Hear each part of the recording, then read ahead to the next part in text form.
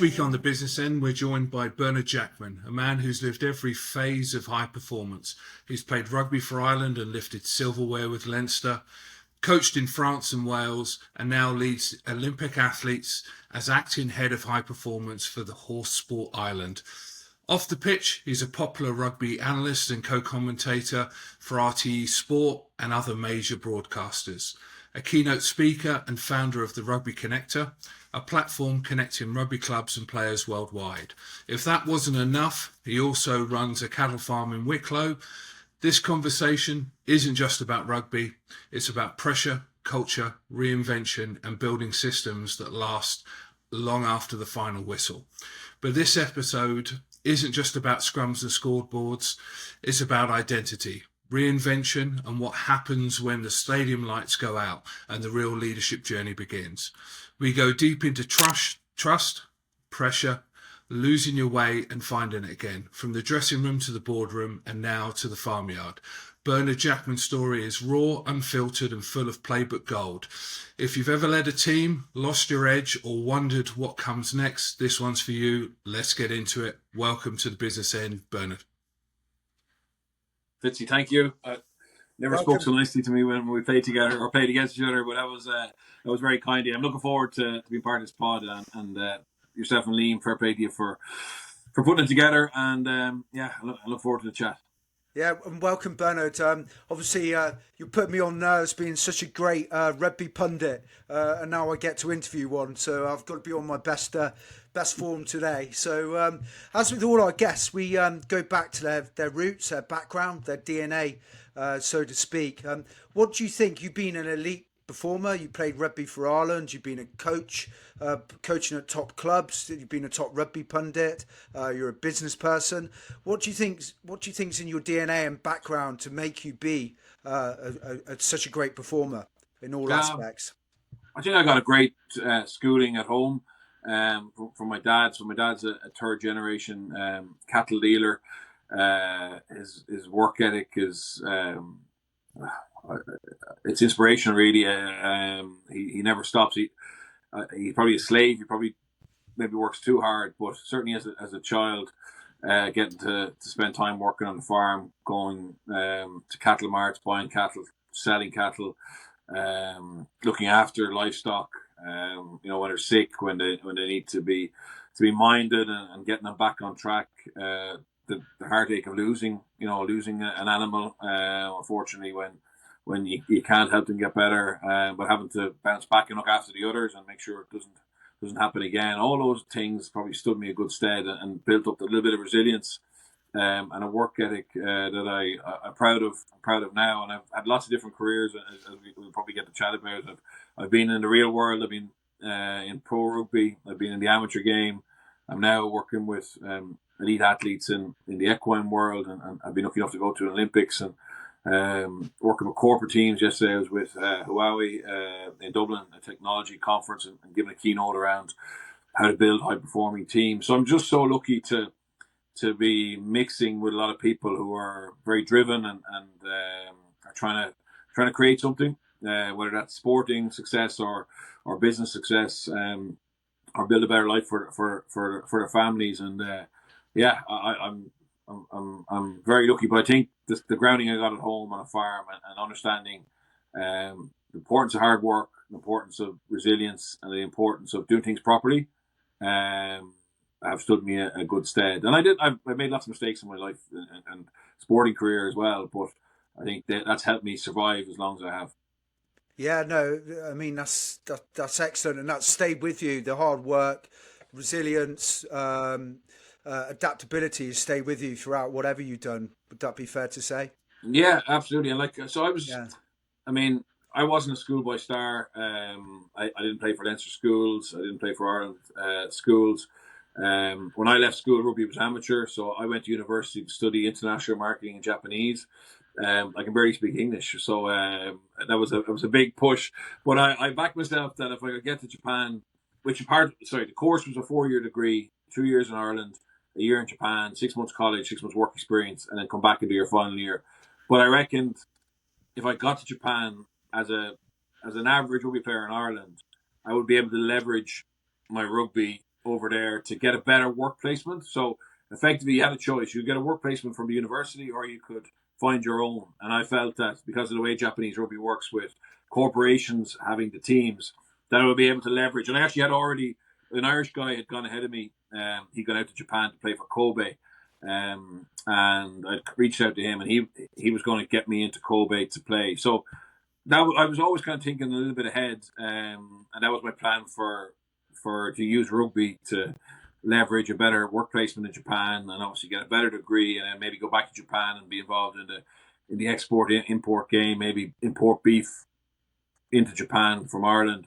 Was kind of where I was thinking. But just before I went away for that third year of university, I went away to Japan. Rugby went professional in Ireland, and I'd imagine, I think you lads were, Fitzy, you were probably in London Irish at the time, but basically the first year of professional rugby in Ireland, they only contracted 5 players to the 4 provinces full time. Wow. And then the rest were part time. And Eddie O'Sullivan was lined up to be the head coach of Connacht, but something broke down in the contract negotiations, and at the last minute they gave the job to Warren Gatland. And ironically, Warren Gatland had played a year in Galwegians at the end of his career as a player coach. So he played against Connacht for the All Blacks, and after the match in the bar, a couple of the Connacht Galwegians Alec-Adus cornered him, not knowing him from Adam, and said, "Look, we'd love an All Black to come over and be player coach next year." And he was a teacher in New Zealand, and he took a gap year and came to Galwegians for a year, was player coach. He played against me for my club team, Clontarf. He was a hooker, I was a hooker, and he was going back to New Zealand. Last minute, Eddie O'Sullivan and Connacht fall out about negotiations, and Connacht ring him up and say, "Will you be the first ever Connacht coach?" And he said, "What players do I have?" And they said, "Oh, you've got Eric Elwood, you've Barry Gavin, but you don't have a hooker, you don't have a lock, etc." So he rang me and he said, "Look, would you like to be part of the first ever professional squad in Connacht? Well, semi-pro and professional."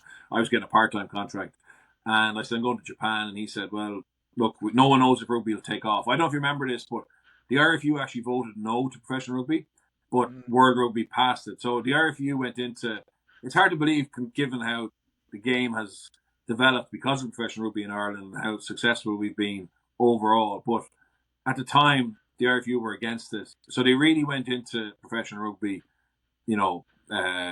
slowly and safely. And as I said, the 5 players per province contract. So I remember Munster was Mick Galway, the late Anthony Foley. It was really only five kind of marquee players in each province, and the rest were part-time guys like me. I remember my salary was $7,500 a year plus match fees. So, but anyway, Gatland let me It's transfer. not bad, Bernard. It wasn't bad. Yeah, it wasn't bad. But Warren Gatland, basically, because he was a school teacher, said, "Look, you don't want to miss this opportunity, because if rugby takes off and you're in Japan, you're not going to come back from Japan and get a contract. But likewise, if rugby doesn't take off and it goes back to being an amateur game, I don't want you stranded." So he let me transfer into another course in Dublin City University, and allowed me to basically commute between Connacht and Dublin, Galway and Dublin, to get my degree in business studies. So I really appreciate his flexibility there, because he didn't need to be, but that gave me my first ever contract. And then from there I got a chance to go to Sale Sharks. Then I went back to Ireland, because at the time, you remember this, Fitzy, it probably was part of the reason you came home. At the start, everyone good in Ireland left Ireland to go to play in the Premiership, because that was far more advanced. But after a couple of years, momentum started to swing towards the players who were back in Ireland, and the best players from London Irish, etc. David Corkery was in Bristol. They all started to come back to Ireland. So I came back as well to try and get international honours. And I was actually going to go to Leinster, and Eddie O'Sullivan was the Connacht coach, and he was the Ireland coach, and he pushed me towards Connacht. So I went back to Connacht again. Did 2 or 3 more years there, and then I went to Leinster and kind of finished my career in Leinster. So very fortunate to play for 2 Irish provinces, and be part of Leinster kind of turning around as well. So when I joined Leinster, we obviously had loads of talent: Brian O'Driscoll, Shane Horgan, Dennis Hickey, Felipe Contaponi, Malcolm O'Kelly, etc. But we didn't really have the right culture, the right mindset to win. So seeing how that evolved, and Michael Cheika as the head coach, what he had to do to get the right people in the room and to get the right mindset was fascinating. And that kind of gave me the passion for trying to understand how to get teams working a little bit better. Excellent. Yeah, we might discuss Michael in a bit, I think. Yeah. I don't know if he's. Yeah. It's amazing looking back that far, and I wasn't in Ireland that first year. I came the year afterwards, but how pivotal Gats was in that period of time, drawing the players back from the UK and other places to play in Ireland, and what a pivotal shift that's been, in the success over a period of time. As a hooker in the front row, you've lived with a lot of pressure on your neck in every game. What did that teach you about leadership under pressure that applies to boardrooms and businesses today? I think you can handle the pressure in the scrum on a Saturday if you've done the work, Fitzy. So, I think probably at the start of professional rugby, some of those scrum sessions we did, either on a machine or sled or live, were barbaric, and you got, I had a coach in Connacht, Steph Nell, who taught, 40, 45 live scrums on a Tuesday was the way to get you hard and ready. And it did, to be fair. I'm sure sports science would argue it might have done a lot of bad as well. But yeah, it's just training and preparing and to be able to lead under pressure.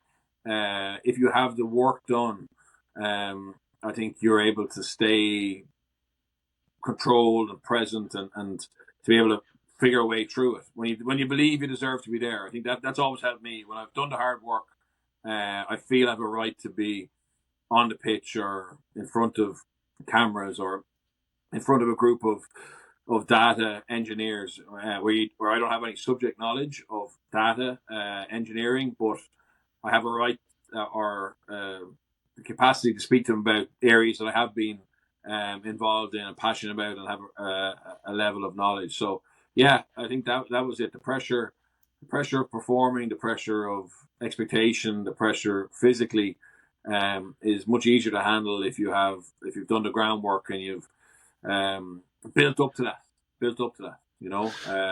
So that's how I see it.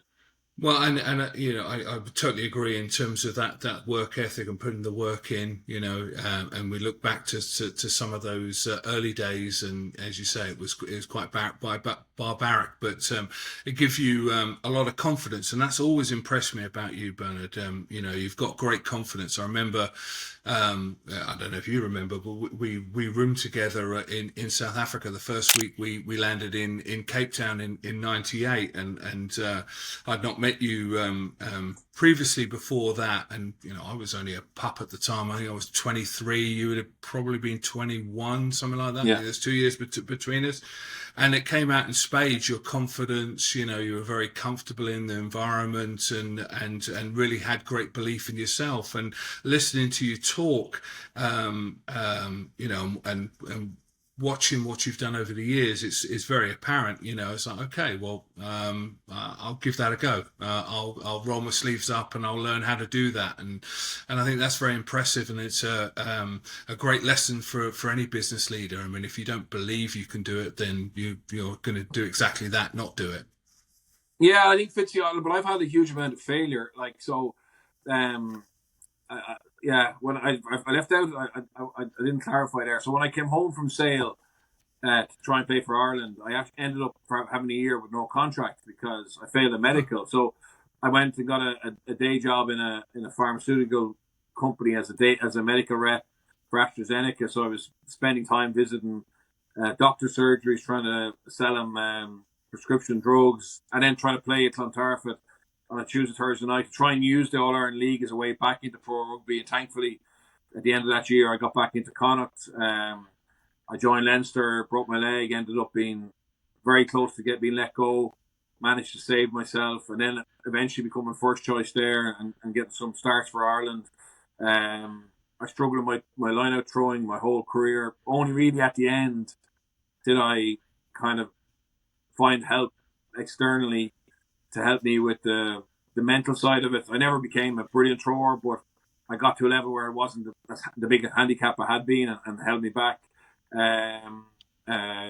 sacked in the Dragons, you could easily lose confidence and say, geez, I don't deserve to be on TV or a pundit or give an opinion because I haven't been, successful in a job, in my last job. But I kind of quite good at looking at why I failed and taking responsibility for the part I played in it, and then also taking not taking responsibility in the part that I didn't, because in every failure, there's often external reasons that are outside your control that play a factor. Obviously, as I said, individually, I know there's kind of things I should have done a lot better. I could have done a lot better, but making sure that I don't let that setback knock me too far back that I can't go and do something else that I really want to do. And like Fitzy, so I'd say I was just the confidence thing. When we first joined, I was just so happy to be there. Like I was just absolutely buzzing to be on a tour with Ireland, and I would say my whole career, I've always been really happy to be in the environments I've been in, and that certainly maybe added to the confidence factor. Just I wouldn't say it was real confidence, but it was just absolute contentment to be doing something that maybe I've always dreamed about doing, and to be in it. And yeah, I think for any people I work with or talk to, it's trying to find that passion is absolute key. And I'm so lucky. The only things I do now, and nearly everything I do now is aligned to something that I'm passionate about, and that's a great way to be living. For sure, and it's sorry, Moo. Go on, Fitzy. No, you carry on. I was going to say. I mean, it's one of the things I think that comes out in spades from athletes, because you're on the knife edge of winning and losing, and it can dip your confidence. But as they say, you win or you learn, and that's. That message, listening to you there and watching your journey has certainly comes out in spades in terms of, when you've had success or failure, you're learning, you're growing, and that's a hugely important message for everyone, and certainly business leaders, because there are going to be failures as well as successes, and what you do with those failures is critical. Yeah, do you know what's really critical, Fitzy? Something we don't talk about enough is being able to manage the message when you fail.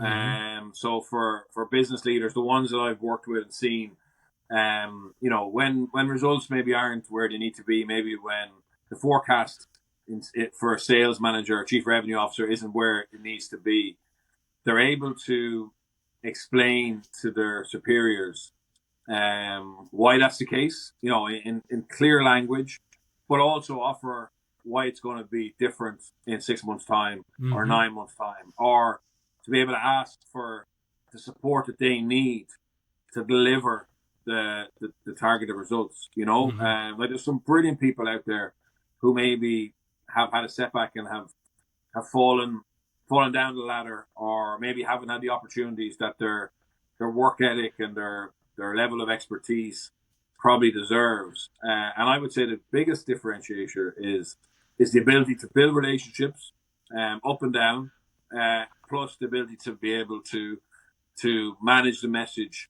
in a way that keeps the board, for example, having confidence in you, but also gets you the support to be able to stay in the game long enough to deliver whatever results you're trying to get. That's a great point. What would be your top tip on that? Managing messaging. I'll tell you about resilience. The best example of resilience I have, and it's not rugby, is James Dyson. You know Dyson's Hoover, mm-hmm. Right? Yeah. So I don't know if you know James Dyson's backstory, but his father was a classic teacher in a big public school in the UK. Fortunately, he passed away when James was quite young. He got a scholarship to the boarding school because his dad was a classic teacher in that school. Got an engineering degree, an engineering scholarship, got an engineering degree. Had a success quite early. He designed a craft to take boats out of the water. Got a patent for it, but he had this belief he could build a vacuum with no cylinders, a vacuum cylinders Hoover that would have better suction and longer lasting life. So he left his job. he set up an office in his back garden shed, and he started to try and build a prototype for the first ever that could obviously go to be scaled. And he ran out of money pretty quickly. I think they remortgaged the house. I think his wife got a second job. I think his parents or her parents remortgaged their house. And 16 months later, he got the first working prototype. It was number 5,127. Was the one that worked, whatever. And I asked him, how did he keep failing? How did he survive failing every day? Because the reason he's one of the wealthiest men in Britain now is he didn't take external investment. So he didn't take a bank loan. He didn't sell equity to private equity, or he didn't give people an opportunity to buy into his business. He stayed private. And I said, how did you deal with failing 5,126 times? And he said, I believed I could do it. And as long as I only changed one part of the process each time, and I didn't double back on myself, every time I failed, I was getting one step closer. All right. Now, we don't often get 5,126 chances, right? But it's the idea of, if you really believe in something and you have a process that is going to get you there, right? And you're not going to double back on yourself. You're not going to make the same mistake twice. It's only logical, actually, that you're getting closer each time, you know? Yeah. But I'm quite resilient, and I'm okay with handling failure. But I've never come across anybody who had such clarity in how they handle failure. Yeah, no, there's a message there for all of us. Yeah. And I think in that, and also what you said as well about, if you're a manager and you've got to give bad news to a leader, how you message that in a way that's going to keep them motivated, which is a hard discussion. Yeah. I've got no doubt about your resilience because you roomed with Fitzy for a week on tour. It's not for the faint-hearted. So it's not for the faint-hearted. But you talked as well about the early days, and Steph Nell's name has been mentioned to us before, actually, and about scrimmaging and those like live scrimmaging sessions, which were always carnage back in the day. But in your book Blue Blood, you talk about that you were you played concussed for years, and can you talk about the sacrifice, the human sacrifice, what you went through as a player, and the hidden costs of chasing high performance? Yeah, look, so I wrote an autobiography in my last year of my career, 2010, and I had a ghostwriter. And how the process worked was, every Wednesday night we'd go to a hotel, and he would interview me. Right, he would interview me, and the idea was, my autobiography was effectively one chapter autobiography, second chapter a diary, right, of a season in Leinster. And Alan Quinlan, the Munster and Ireland and player, he was writing one at the same time, similar. So at the time, there was massive interest and massive rivalry in Leinster-Munster. And the idea of both our books was there would be part autobiography, but part tell the story of kind of why Leinster are different than Munster and vice versa. So anyway, it was only when he published the first draft, so he gave me the first draft, that I realised how big concussion was in my life. So effectively, at the time, we were very naive or very ignorant around concussion. So, the analogy I would use is, on the whiteboard in the physio room, you'd have, X player out for 3 weeks with an AC joint injury. You have Y player out for 6 months with an ACL. You never had anyone out for concussion back then, right? It was just part and parcel of it. You get sparked on a Saturday, you rock up Monday and you go again. Unless you'd admitted to it. And obviously then there was a stand down period. But from my point of view, I didn't really see it as being a reason to stop, because the problem with concussion for me was, when I got my first or second concussion, it was a big deal, frightened me a little bit. But then I became very used to it. So I knew that if I got a concussion mid-game, if I stayed in the ground and said I needed to change the contact lens, or I always had a cut on my cauliflower ear that I could kind of open up and have a little bit of blood and go into a blood bin for a couple of minutes. I knew if I could buy time, I would be able to regain enough consciousness, not so conscious, but I'd be able to get my bearings enough that I could play on. Okay, and I was only ever playing 55, 60 minutes anyway because I was always taken off for the last 20. So, but the problem for me was I didn't want to miss a match. I didn't want to be taken off early because of concussion and lose the confidence of the coach. So I kept just kind of ignoring it and dealing with it. And I'm so lucky that I haven't had the long term effects that so many of my former teammates or opponents have had. And I had a brain scan a year ago as part of a study through Rugby Players Ireland, and thankfully everything is as it should be for a man of my age, regardless of the concussion that I had. So I suppose, Liam, what I wanted. So when I saw the book, I think it had 24 concussions that year, right? And now these aren't getting knocked out and stretched off, but they were concussions. And at the end of my career, it could be just doing a tackling drill, against the bag would actually I'd lose. I'd be dizzy, I'd have migraine straight away, and maybe stumble for a second. So it was only when I read back the transcript that I actually realised how significant it was, and it was around the time that those studies were coming out of NFL around the long-term effects of concussion. So I had a choice whether I left it in the book or took it out. I left it in because I wanted the book to be honest.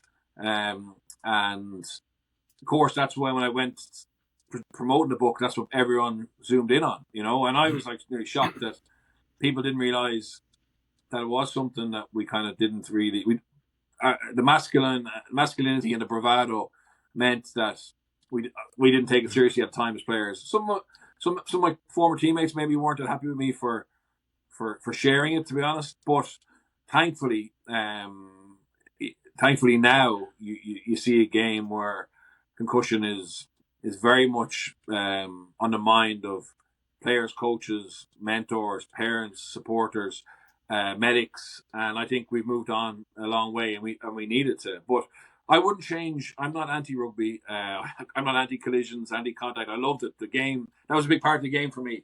But I suppose what I wanted to do was highlight how it's at the end of my career, which is probably only midway through professional rugby, we were still a little bit loose in that aspect. I think, and I wanted to accept my own part in that. Like I think I'm reasonably intelligent, but what I did wasn't intelligent. It wasn't bright. It wasn't smart. But I was so focused. Liam, to go back to your point, I knew my career was heading towards the end, and I wanted to milk every last moment of that, and I didn't want to walk away from the game because of an injury that I would have always felt I could have kept playing, if that makes sense. Whereas if I blew out my knee, it's taken away from me.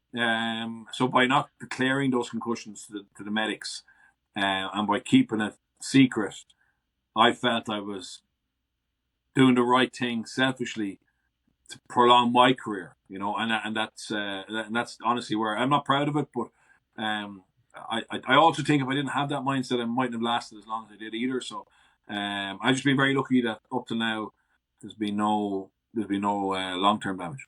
Yeah, that's a hidden sacrifice you make, isn't it, that people don't know about. I was interestingly reading, people think concussions and they're talking about being knocked out, but like every time I was reading something about Steve Thompson, and we know ourselves playing in the front row, every time you hit a scrummaging machine, it would cause a little bit of damage in the brain. Sometimes you see stars, and I'm glad that they're moving in the right direction on that. It was very brave of you to speak about it. You also wrote in your book about your clash with Michael Cheika. You quoted him as saying, "I decide when you retire." What did that teach you about agency, authority, and knowing when to take control of your own path? Lessons leaders in business often face. Yeah, it was a. Again, I wouldn't have been overly popular for putting out in the book, but as I said, that's what happened. And I'm completely at peace now. At the time, I was really angry because I'll tell you what happened there. So effectively, I knew that it wasn't sustainable to keep playing, okay, with concussions, right? So I won a European Cup in 2009. I had another year left in my contract. I got the transcript of the book back in, I think, January, February, basically where we were at. And I could see in black and white how many I was starting to get, right? And I had a conversation with my wife, and I said, look, I think I'm not sure I'm going to play on next year. And she said, okay, well, what do you want to do? And I said, I want another European Cup, or I want to finish. I want to finish with another European Cup. So I went to see Michael Cheika and explained to him that I wasn't in a position to re-sign for next year. I was going to have to retire, but I wanted to win a European Cup. Okay, so this was a conversation maybe in January, February, and European Cup obviously will be on. The end of it will be May, early June.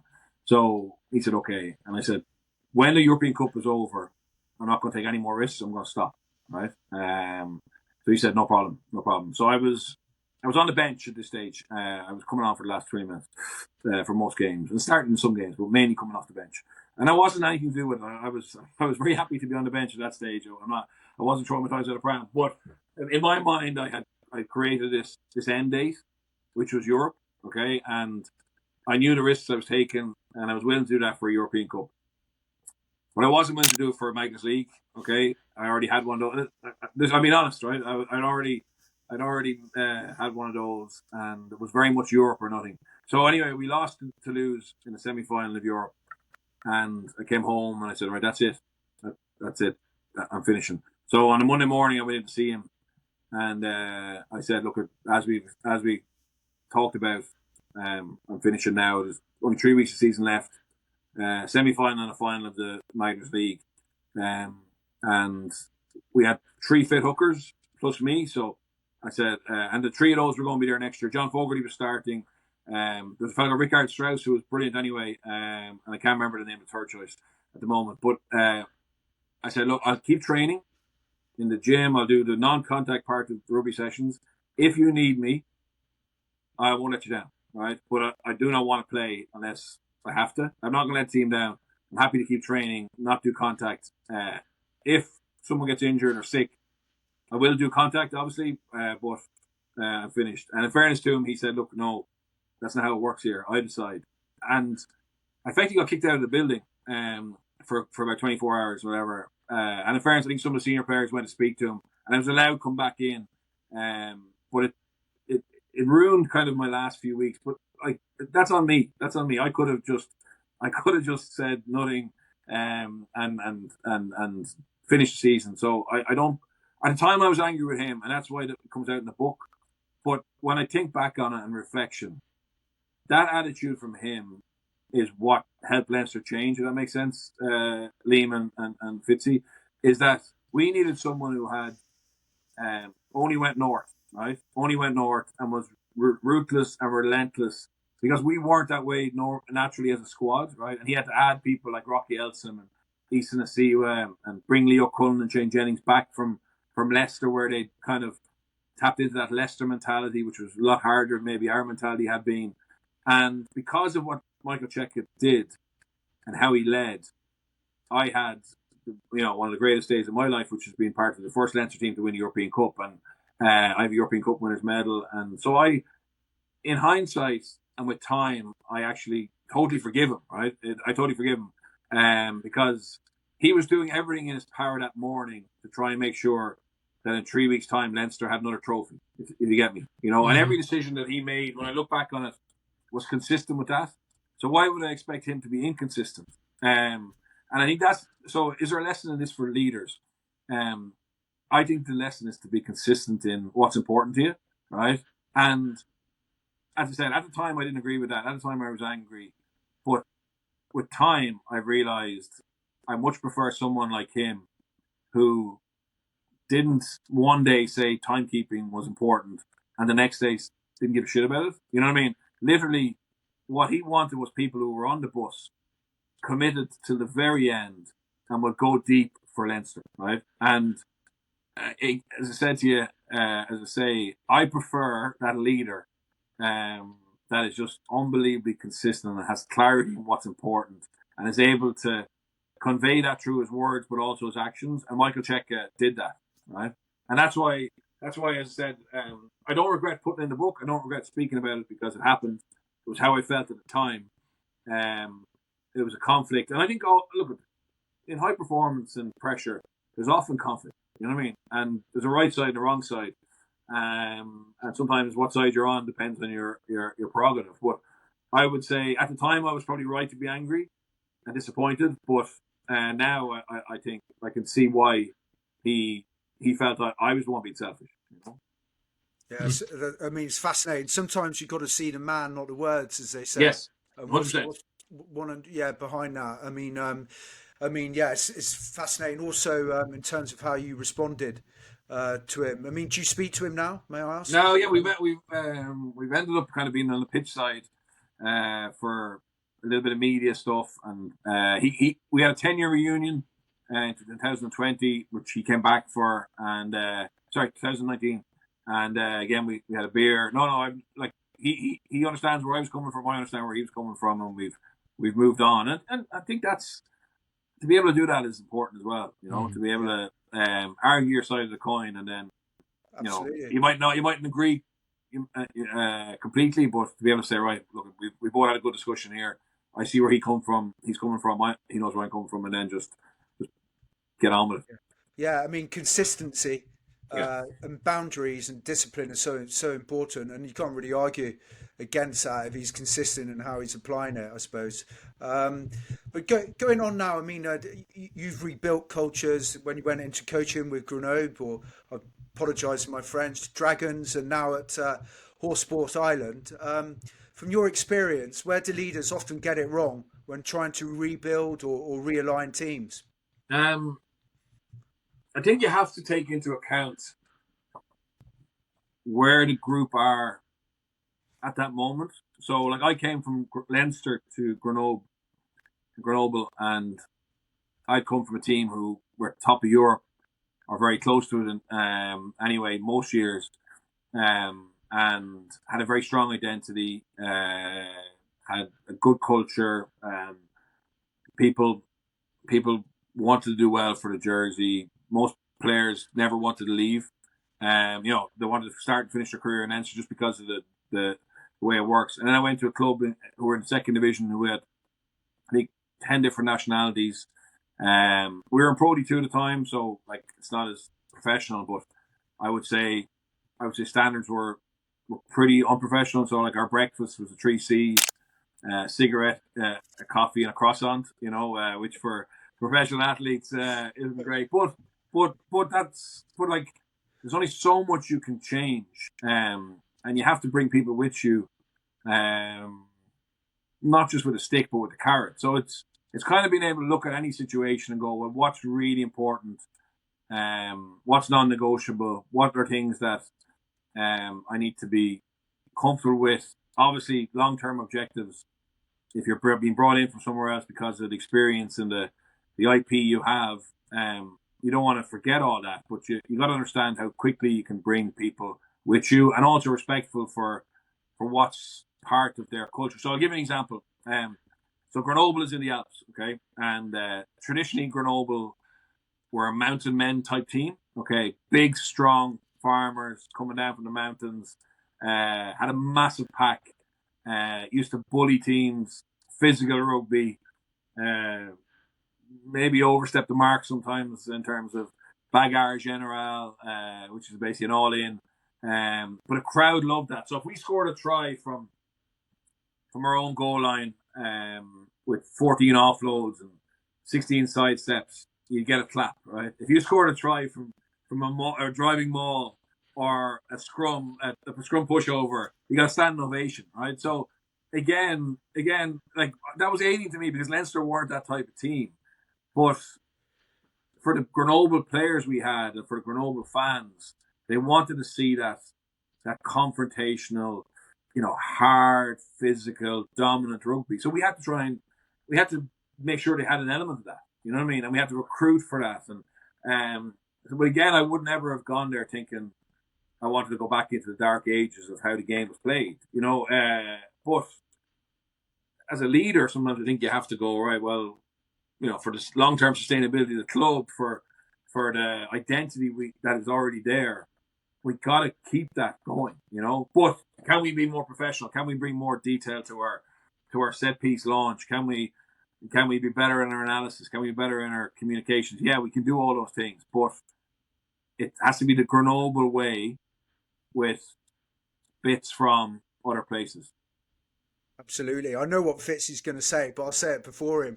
You've got to keep the main thing the main thing. Yeah. Exactly. Yeah.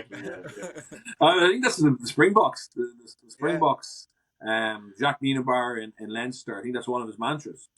Let's keep the main thing the main thing. And I even hear Leinster players who have absorbed that and believe in it starting to talk like that. And I think it's so important. It's so important. But and then the Dragons.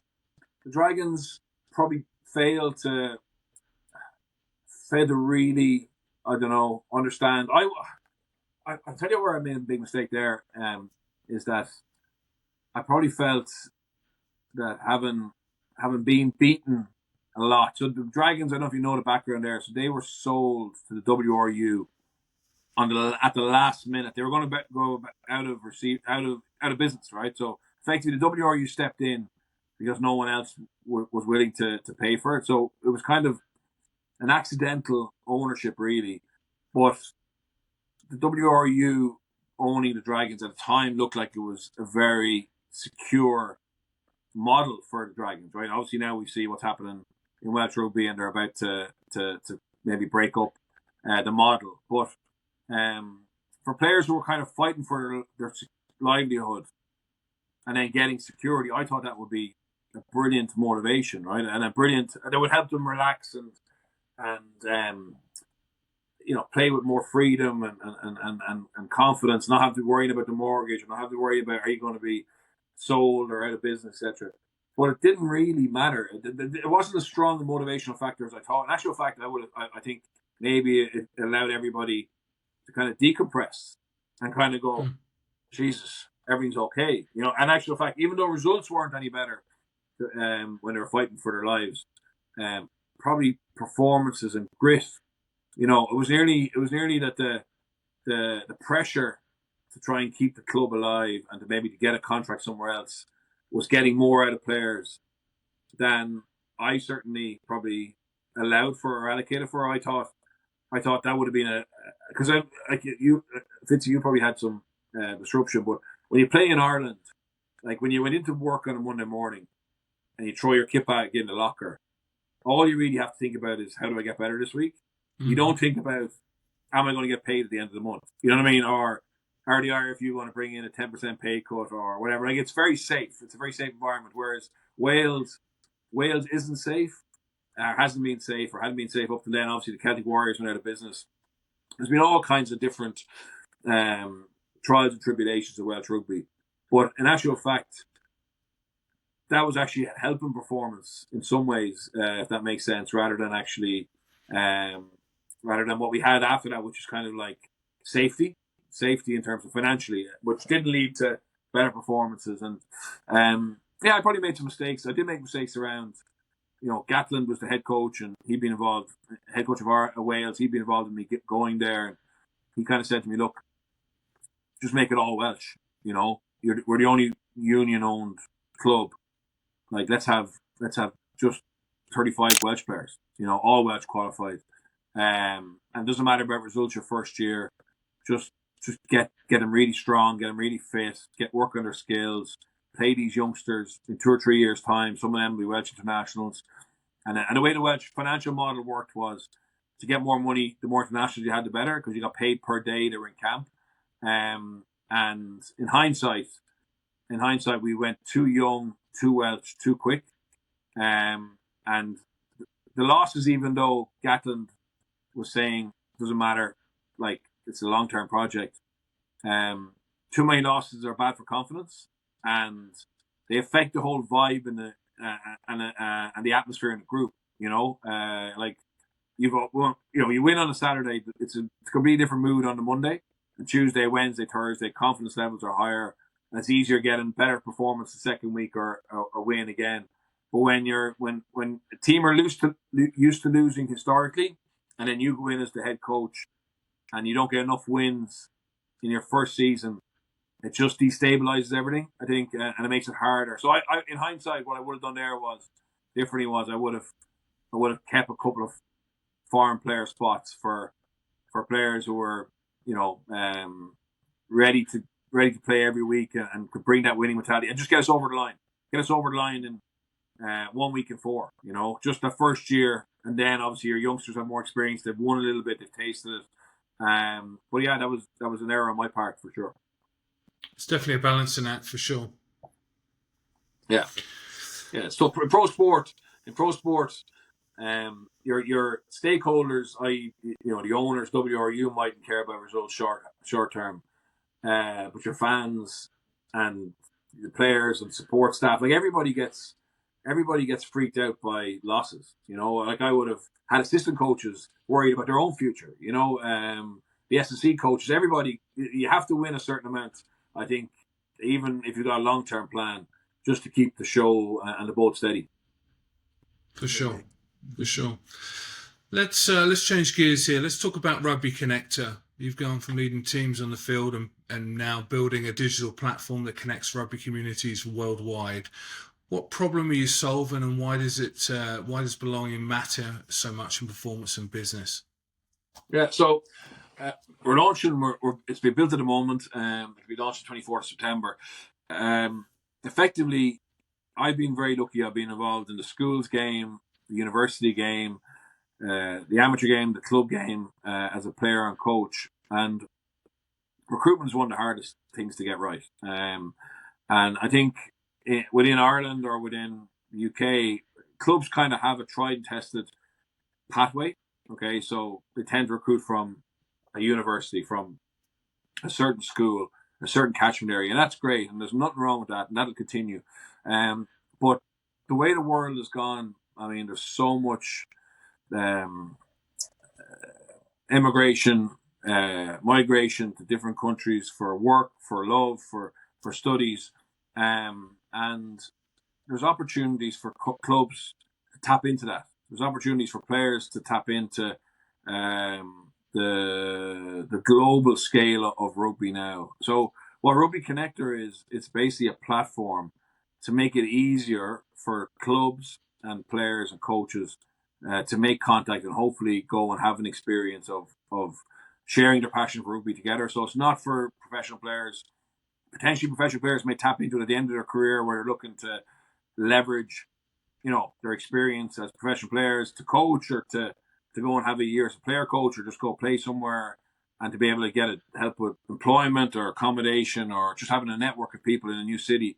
But in general, it's for the amateur player who is moving because, as I said, study, work or love, or is potentially thinking about having a gap year in Australia and wants to have a club to go to in Melbourne on the way.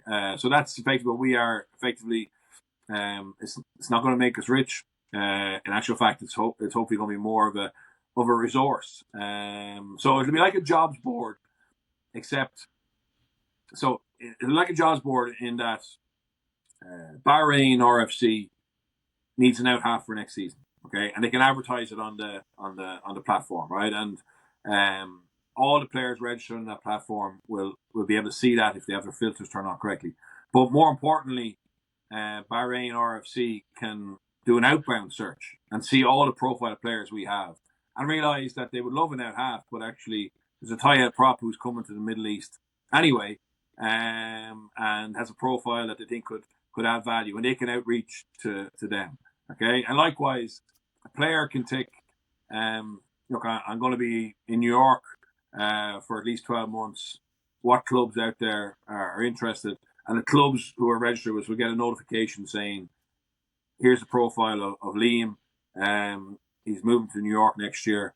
Do you want, here's his contact details. And effectively, it just hopefully will make it easier for players, clubs and coaches to link up with clubs who in the area that they're interested in traveling to, and having making rugby a tool to help them go and live the other parts of their life and hopefully have a great rugby experience. What a great Is there idea! A website for this? Yeah, so it's going to be a website and an app. We're going to try and do most of the communication through WhatsApp primarily, and then obviously email. So effectively, you click, the email will follow. But the key would be is that the person in the club who's responsible for the inbound traffic that we're going to send our way is interested and reactive.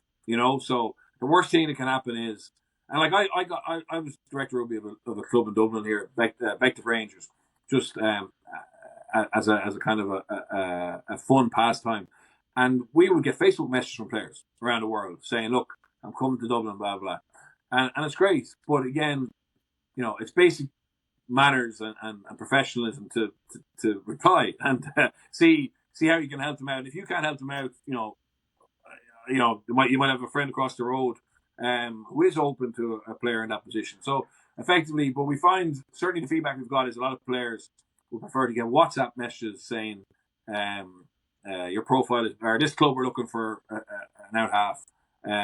Here's the details, and then obviously email as well. But it'll be a true website and an app. Unfortunately or fortunately, someone smarter than me is building it. So it'll be ready on the 24th of September. Yeah, no, great. And we get details of that. We'll share it. I mean, obviously as well, you're a good networker. That's quite clear, and you're target driven. But how do you ensure, or how do you create cultures where, in your view, people stay connected and committed even when times are tough? Yeah, do you know what? The best culture is obviously it's something that changes every day. But I think the best cultures I've been involved in, there's been a high level of respect and trust among the people working in that team, and generally to get high levels of trust, you need to have some kind of connection or understanding of where that person is coming from. And the best one I've seen, the best tool, because we only have a limited amount of time here, is Pat Lam. So Pat Lam and Connacht, right? So Pat Lam had done at least 2 years, maybe 3 years in Connacht, hadn't had the success that he believed they were capable of, right? And was kind of heading into his last season of his contract, I'd say under a bit of pressure, right? I don't know this, but I would imagine from the outside, he needed a good season. And even though they'd been together 2 or 3 years, and everybody assumes that rugby players or soccer players or basketball players who are professional, they spend so much time together, they're unbelievably tight, right? But my experience of that is you spend a lot of time together, but you generally migrate towards the people that you're friends with, right? Okay. And there can be cliques. There can be cliques in teams. And I don't think that's I've seen successful teams with loads of cliques, right? But there's high levels of trust across those cliques and high levels of respect. But anyway, Pat Lam felt that Connacht weren't maybe as connected as they could be. So he used this tool, and it's called the 3 H's. So effectively, your 3 H's are your highlight, your hero, and your hardship. Okay? And what he did was he asked every player and every member of staff by the following Friday to create a PowerPoint, right? And I know people dread PowerPoints, but there's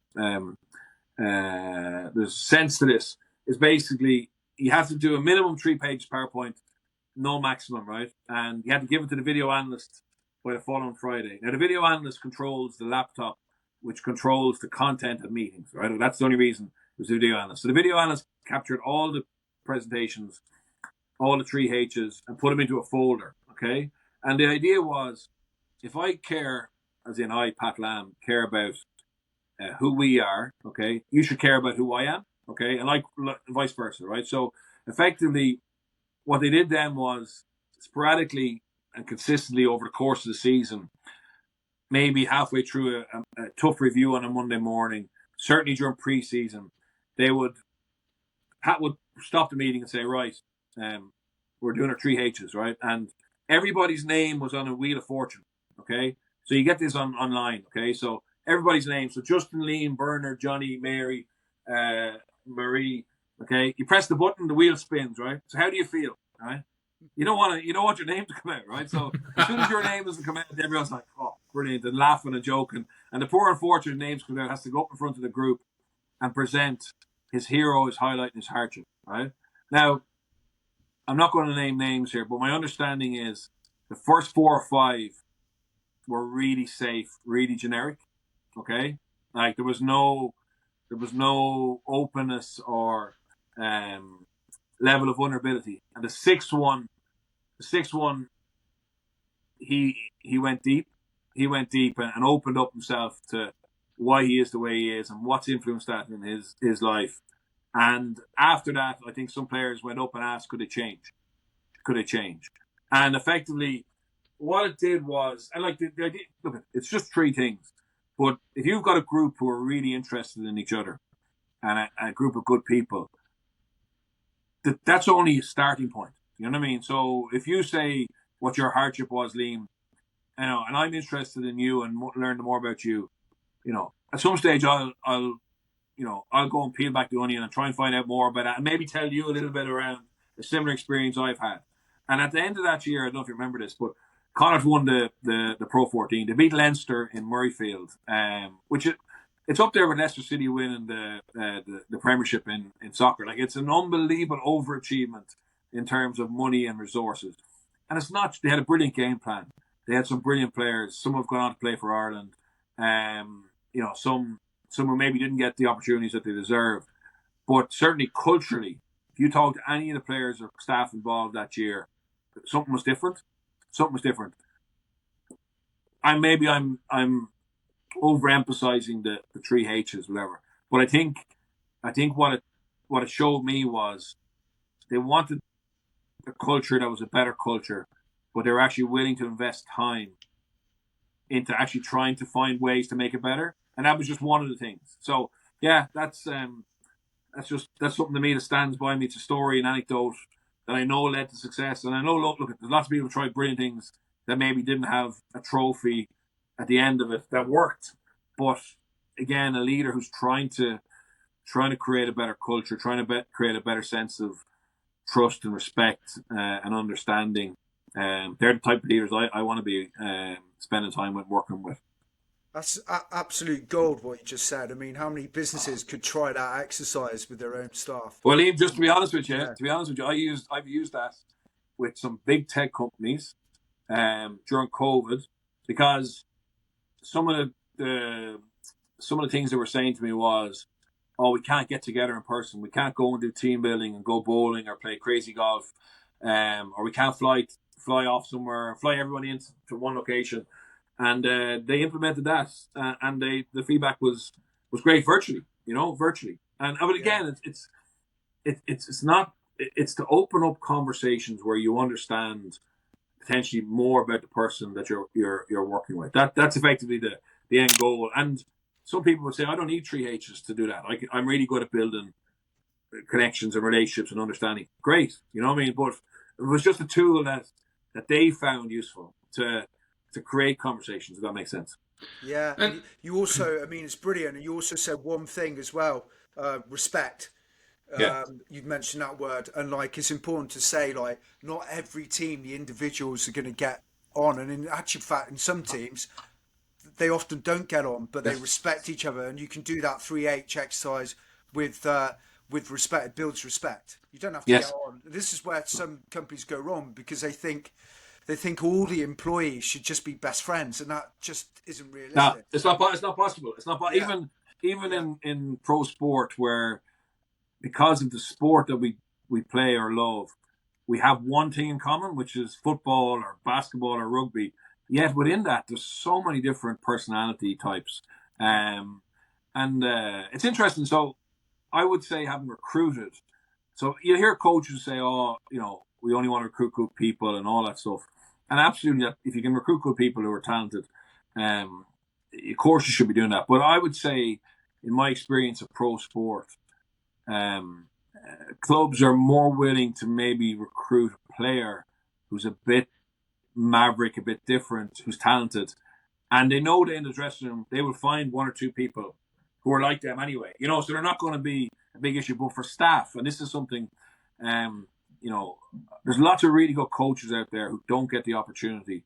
Sometimes it's because they don't have the network, but other times it's because maybe personality-wise they might be a little bit different. And a director rugby or a head coach is way less likely to hire somebody they don't know than they will a player they don't know, if that makes sense. Because the player pool is bigger. A player will naturally find like-minded people there, whereas you bring a coach that you don't know into a staff room. It's a much smaller clique, and I certainly have a sense that when directors of rugby recruit coaches, they're way more interested in actually what kind of people they are, and will that character fit, and either have worked with them in the past or know people who have worked with them to vouch for them. Whereas for players, it's not as it's not as important. It's not as important. But yeah, I played in teams where lots of, like, you mightn't have liked people at all, but there was levels of respect, and that was all you wanted. You know, respect on the field, and respect for who they are.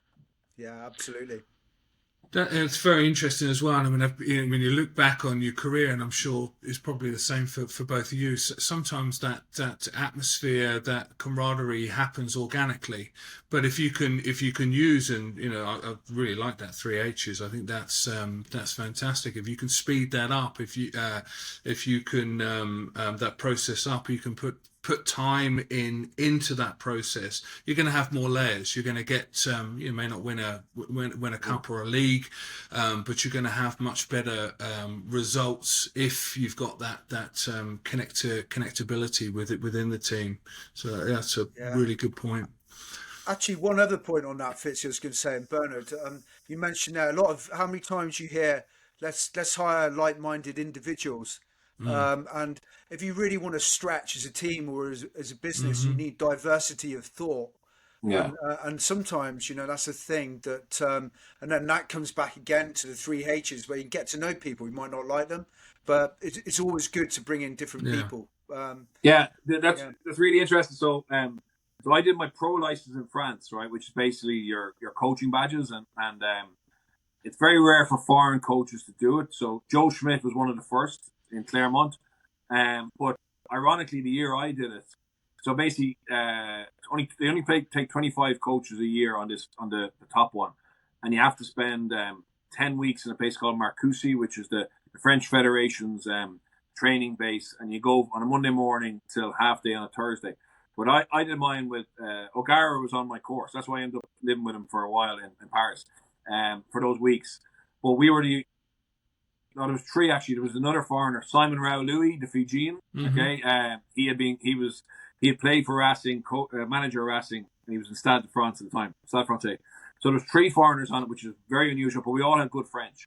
But one of the modules was basically the management practice of electroshock. Right? Okay, so electroshock is basically a very French managerial tactic or theory that a good manager will create tension and will create passion and emotion by creating false narratives or tension, right? And like, we were completely against this, the three of us, right?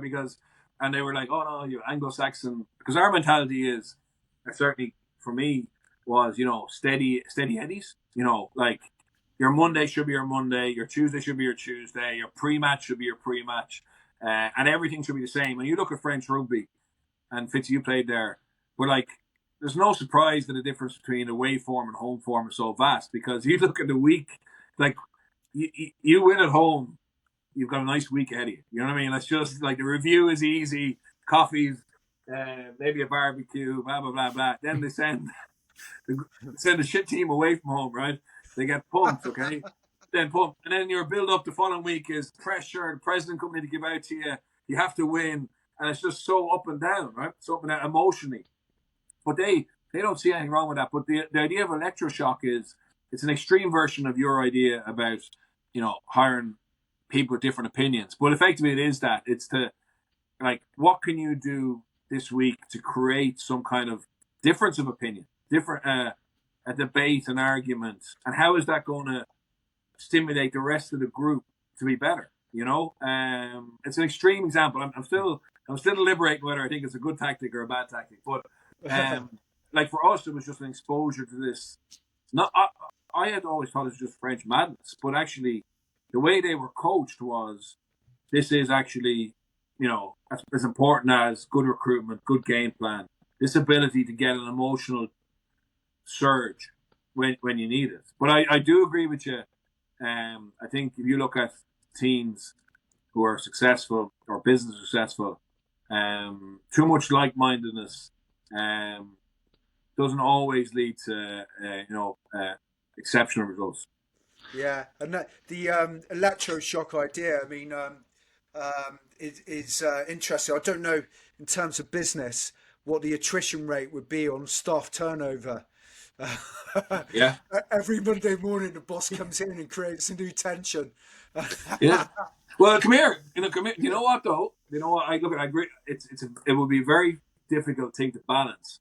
But I also do think if the man or woman is charismatic enough and has their trust and confidence and respect, or is gifted in terms of their vision, creativity or whatever, people will actually enjoy that ride as well. Once it's not abusive or anything like that. Do you know what I mean? But there's a lot of people out there crying out for a charismatic leader. You know what I mean? As well. So it's like some of the geniuses. Let's like even the football manager, the Mourinho types. Maybe there's a short lifespan. But yeah, I listened to a podcast with John Obi Mikel, who interviewed Mourinho, and he also interviewed Claudio Ranieri, who were managers of his, and his sense of awe and love for the time they had together, even though like he laughs at some of the things Mourinho did. He laughs at how crazy they were. Or some of his team talks, where he kicked the massage table and hurt his foot and just things like that were like you'd say that's bonkers. Why would you do that? But the players who were under that type of management, remember it fondly because it was a little bit different. It was a little bit unique. Yeah, so man, you look at the man, not the actions again. Yeah, exactly. There's certainly a balancing act, and I don't know about you guys, but as you get older and in your playing career, having a little bit of difference, having those emotional spikes, certainly makes it more compelling as the week goes. So yeah, I mean, I do think it's and it certainly was for me going out to France. It's a culture shock, but works for them, and I agree. I think there's potentially something that can be learnt from it, just not that often. Right. Yeah, well, look, the electroshock is probably a strong, a very, very extreme method. But if you look at, say, from a rugby point of view, I know it's being used more and more in business, is teaming, so, the Scott Robertson Crusaders, like how they use something that's not rugby specific or Crusader specific to try and, I suppose, take away some of the boredom and create excitement every week with a different element of the team. Yeah. THME, to try and stimulate excitement, connection to a cause. Like O'Gara spoke about, like O'Gara would be similar background to us in terms of how we were taught to prepare. So he obviously he said he went to Crusaders and he thought this is bullshit, this stuff, But then he saw on a Monday morning, on a Tuesday, on a Wednesday, how Robertson was able to layer it in and how the players were completely engaged, So it depends on what we want. I think is engagement. You know what I mean? And for people to be getting back energy from the energy they give, and there's different things you can use. But I suppose they have to fit the group, and you have to be comfortable to use them as well as a leader, and have to understand how best to deliver them. For sure.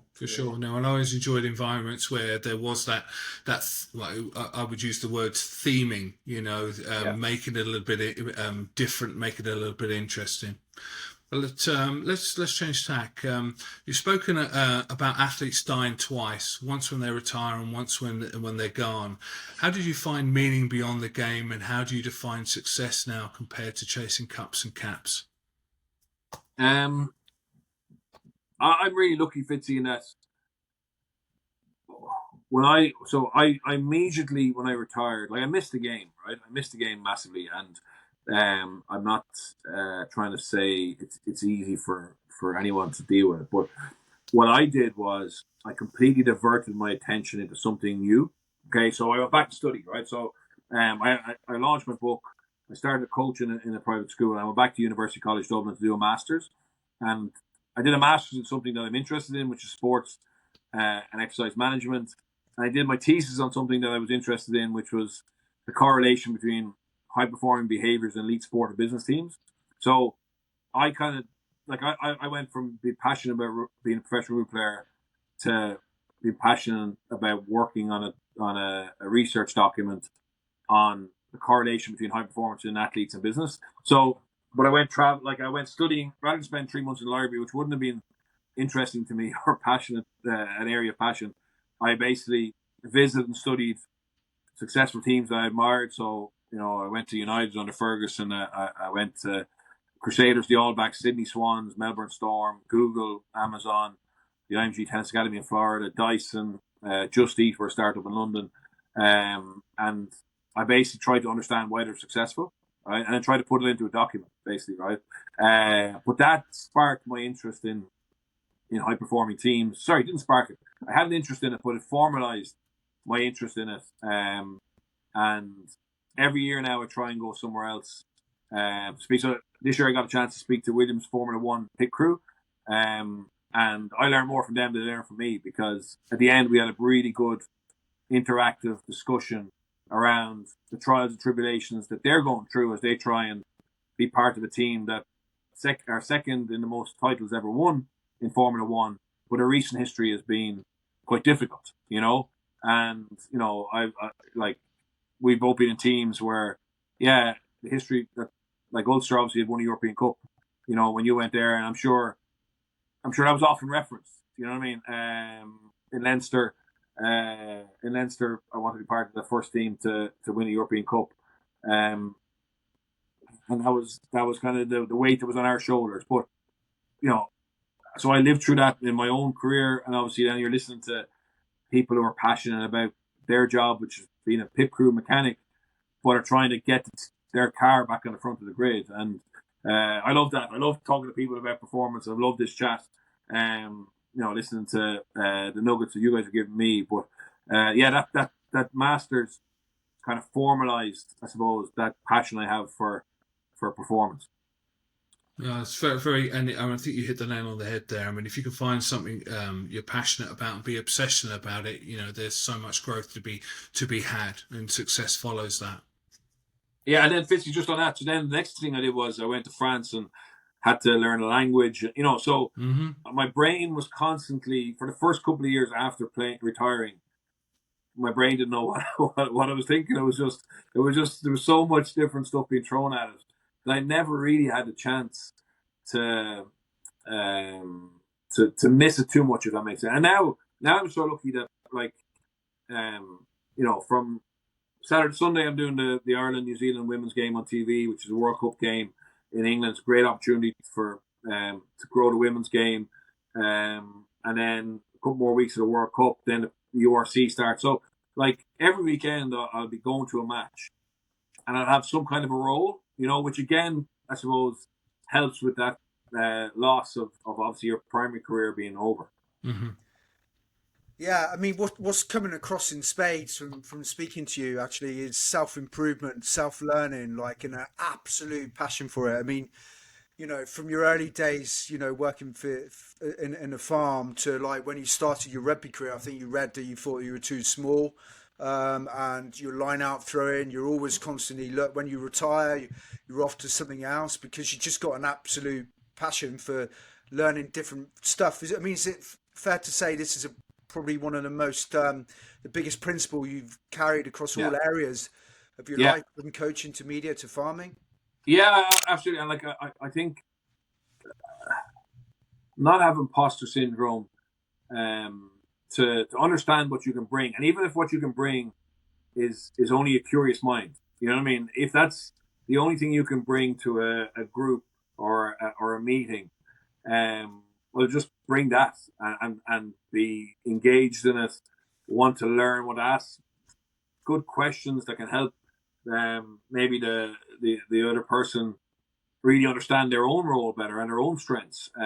Like, we all have things that are what makes us unique or world class, and we're only probably going to be world class, or certainly I'm only ever going to be world class if I get there in things that I'm passionate about. But to know what they are, and not trying to be all things to all people, just try and align what you're passionate about to what other people need or are passionate about. And like I'm so lucky, opportunities just have come for me organically. I haven't planned this career at all. But like TV, I shouldn't be on TV or doing pun podcasts or writing a newspaper article. But my book gave me a platform that I had to go and do the circuit, right? So I had to basically go into the radio station and talk about the book. And because I'd like to think because I was engaged and I was professional and I was mannerly, that opened up, in the canteen in RT or somewhere else, that someone said, "Oh, you should use Jackman for some punditry on Saturday." Like, because as I said, a 9-cap Irish international, like, they don't normally get to last as long as I have done. And it's not because I know more than anybody else. I just think I've been really active and passionate about delivering the best I can. And I've been polite, I think, and easy to work with. And that's led to me having some longevity. Like, there's no guarantee I'll still be doing it 2 or 3 years' time. But if I amn't, I don't want to have any regrets that it was because I was sloppy or I hadn't got my homework done, etc. And like, for example, the Women's World Cup. Like, I'm not an expert on women's rugby, unfortunately, but I need to be. So doing this game on Sunday has probably pushed me harder than any game I've done for the last 5 or 6 years, because when I'm doing men's rugby, I have a lot of built-up knowledge. You know what I mean? I have a lot of built-up IP. I've done South Africa. I've done many times. I've done Toulouse many times. It's not that hard for me to prep for those games. But this week I'm starting from scratch. Not scratch, but I'm starting from a low level because just I haven't had exposure to it. So I need to go in there and add value and be an expert on Sunday, even though the easy thing to do would to be watch some highlight videos and bluff away with a couple of names and principles. I would be absolutely good at myself if I do that. I got to go in there and be prepped like I would for any game. Yeah, I mean, this all goes back to the beginning, Bernard. Yeah, Started. 100%. So your humility, I imagine, your manners, does it come from the farming background? Yeah. Adaptability? Did your dad say to you, you got to think on your feet? So when you're No, dealing with well, your he animals, didn't and say much to me. I just watched him. I watched him operate. To be honest, yeah, he only really would tell me when I don't do things well. yeah, But that's his manner. That's how he was brought up, and he's my hero. He's my hero. And I learned so much from him, and he's given me such a great chance and start in life from watching him. But yeah, I think the farm. I think Debbie started young. Go to boarding school. I've sent to boarding school because they wanted me to have a choice in terms of.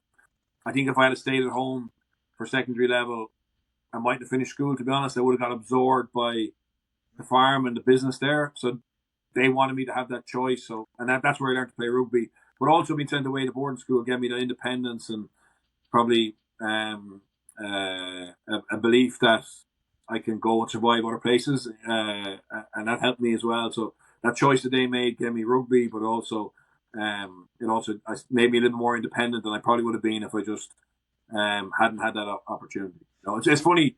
I'm back. I'm a past pupil. Sorry, I'm on the past pupils union of my school, and one of the priests. I had a meeting there last year, and he was on the committee. Basically, he went and looked up my old school reports, and he found I think a fifth year, which is like when I was 17, and a summary from the year head was Bernard will be okay when he realizes life isn't all about the sports field. You know what I mean? Now, in fairness, he wasn't to know that I had a life as a professional rugby player, but it's just funny how things work out. yeah, absolutely. I mean, we spoke earlier about your great confidence, but what also is coming through in spades is your courage to try different things, to have that growth mindset, not to be scared, to be vulnerable, to go away and learn and immerse yourself in things that you're not an expert in, and there's a great lesson there for everybody, I think, in terms of having the courage to try things, being vulnerable, and growing and seeing where it can take you. Yeah, I think so as well. I was going to say on that as well, just to expand on that, Fitz, as well. It's an absolute passion there for improvement, setting Hmm. targets as well. It's such a great ambassador for people making that transition from sport to business right now, is what you're saying.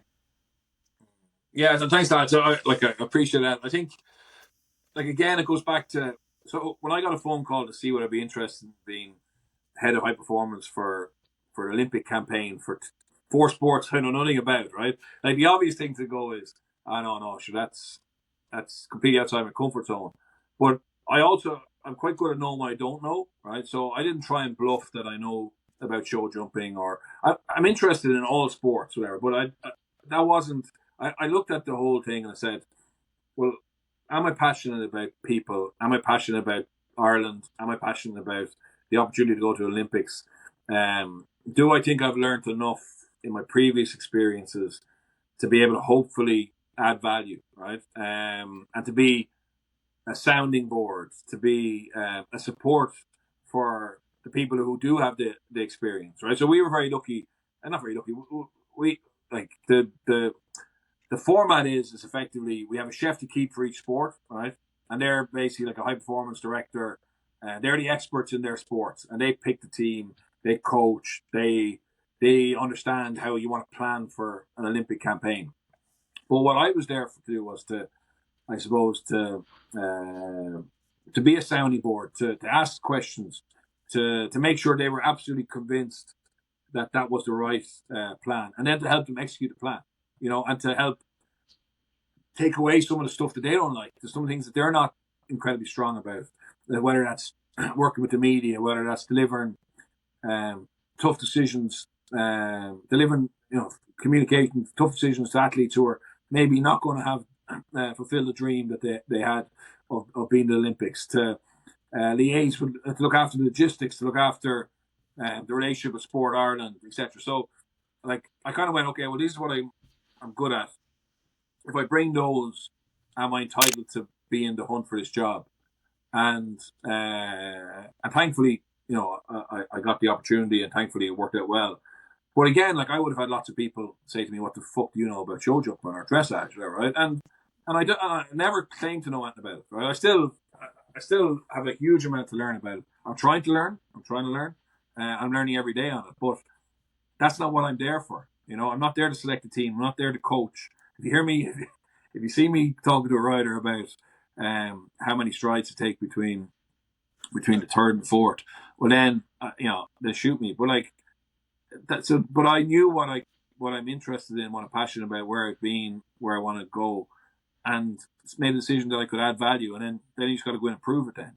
So that's kind of, yeah. But it's going back to your point, lads, about kind of knowing what you're passionate about, what you're strong at, and if you find yourself being able to deliver those, I think you'll always get a lot back, and hopefully you'll give something as well. That's very interesting, and it sparks up a memory. I don't know where I read it, or where in a newspaper or a blog or something, and perhaps you can confirm whether it's true or not. But I'd read somewhere that your introduction to Grenoble was you were offered to take over the defence initially, and you'd said, "Well, it's not really my skill set." But you took the job, you had the confidence to take it, and then went away and learnt what you didn't know. And No, got into I think you're very, no, it's very close to being right. So what happened was, I wanted to go there as a forwards coach, right? But there was no forwards coach position. So on the interview on Zoom, like, I was losing. I was getting away from me very quickly, because the only skill set I had experience in was forwards, and they didn't need one, right? So it became quite obvious they were looking for a defence coach, and they're being cross wires. And the guy who was interviewing me thought I was positioning for a defence coach job, right? So what I did was I said, "Look, I've never coached it, but if you give me the job, actually, if you give me a trial," that's what I said. "If you give me a trial, I will pay out of my own pocket to go to New Zealand for a month, right?" And because the only reason I said New Zealand and was because our season was over. The Northern Hemisphere season was over, right? So it was the end of the Northern Hemisphere season, and well, obviously New Zealand, the standard is very high, but that's why I said New Zealand, and I said I will go to the Crusaders, the Highlanders, the Blues, and anywhere else I can for a month and learn about defence coaching. Then you give me a 6-week trial for your preseason, because preseason in France are very short, right? Mm-hmm. And at the end of that preseason, if you like me, I'd love a contract for the following season, right? Because he told me he didn't have a budget for the full year because we were in Pro D2. And so I went, he said, okay, I'll give you a trial. So I went to New Zealand for 4 weeks, learned as much as I could, went to Grenoble, implemented the things I learned in New Zealand plus the things I would have experienced as a player with Les Kiss and Kurt McQuilkin, etc. And then thankfully we shook hands at the end of that preseason. And he said, if we get promoted, you can come full time. So I spent a year back in Ireland watching results every Saturday to see how Grenoble were doing. And I went over a few times just to do top ups. But that was my way into professional coaching. You know what I mean? It wasn't like chauffeur waiting for you at the airport. It was me trying to convince somebody to give me a chance, and then being creative and investing in myself. Like I paid for that trip to New Zealand out of my own money, to get a trial. You know, it was. But we had 5.5 amazing years in France, and my kids are bilingual, and you know, it was just an amazing thing to do. Fantastic. Right, so we're into the final segment, quick fire. Don't overthink it. First thing that comes into your mind. First question: toughest teammate or opponent, and what they taught you. Martin Johnson, opponent, so uncompromising, physically tough. Everything was black and white. One coach who cracked your code as a leader. Gatland at the start, that first year in Connacht, he created this to header to Connacht kind of mindset. There's a little trick he used. He brought out 4 aces at the start of the season, and he gave aces to 4 players, and then he had 2 jokers himself. And the idea was that any day we wanted, we could play an ace, okay? And if we played the ace, training was cancelled. But he had 2 jokers, so if we played the ace, he could play the joker, and we had to train, right? We kept the ace, but he lost the joker, right? So obviously there was twice he could outrule us. And just a mind game. So the amount of mornings on a cold and wet Tuesday in Galway, and someone in the dressing room would say, well, we play the ace. And because we had a choice, right, we invariably never played it. You know what I mean? It was just a small little thing that made us feel in control, even though, you know, more often than not, we went out and trained anyway. But it just flipped our mindset. So it's a stupid anecdote, but it's just a little thing that I remember him doing to try and create this player power without giving it away completely. Yeah, that's pretty cool. I remember those T-shirts as well, that Hello to Connacht. Yeah. Very cool. Best book or quote you turn to under pressure?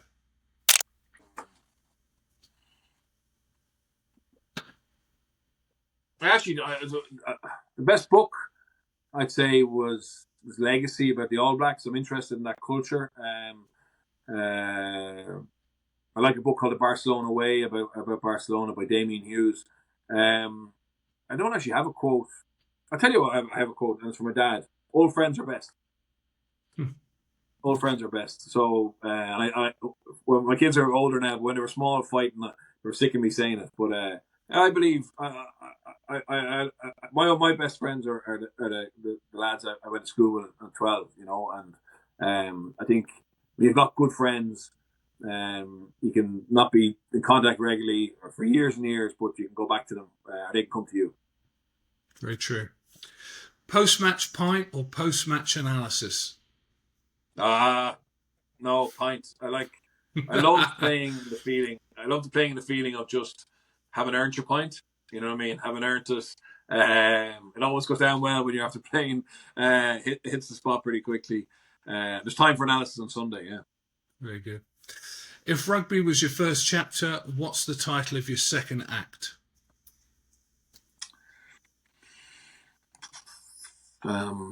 Just to build something that I can look back on when I'm old and say, Jesus, that took a bit of doing. You know, that took a bit of doing. I don't know what it is yet. And and to be seen as being someone who's approachable and hopefully helping people, get through little struggles they're having in work or their career. Yeah, yeah.